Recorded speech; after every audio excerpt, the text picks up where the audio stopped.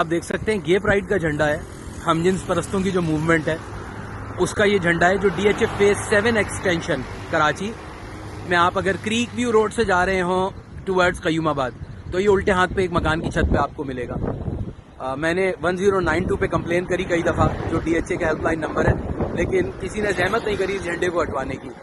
बहुत अफसोस का मकाम है कि अब पाकिस्तान में ये हालात आ गए हैं कि हमजिन्स परस्तों के जो झंडे हैं वो छतों पे खुलेआम पाकिस्तान के झंडे के बराबर में लगे हुए हैं, लहरा रहे हैं।